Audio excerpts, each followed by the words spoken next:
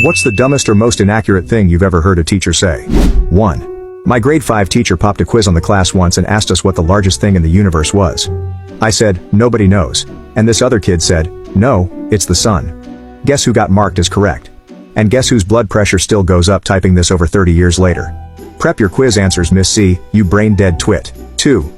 Way back, in the mid-1960s, my 5th grade teacher saw that pineapples grew on trees and coconuts grew on vines, like grapes. Having just moved from Hawaii to Massachusetts, I got in trouble for pointing out how wrong she was on both counts. 3. I can still remember my 8th grade teacher saying, to a room of lower and lower class students and some downright poor as hell, that you couldn't survive off of less than $40,000 a year. 15 years ago. Knowing full well that my parents didn't make that much and I still had 3 meals a day, Nikes once a year, and a roof over my head. It still bothers me for some reason. 4. When I was 6 years old we got a fun little, make and answer your own maths question exercise. I wanted to show the teacher that my dad had shown me how to do additions and subtractions below zero.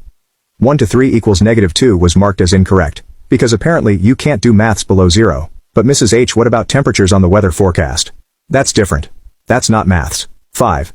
I don't know if this counts, but I had a really dumb teacher who would always teach from a book. So one day he was telling us about how the toilets in Australia flush the other way, so he then talked for 10 minutes about how it was because of Australia being in the southern hemisphere. Because that's what the book said. Then the book did a huge 180 and said how it was all just a myth and it was not true. So the teacher just stood there defeated and then moved on. So he pretty much was dumb enough to go on and on about one part of the book said, and then instantly get corrected by the book itself.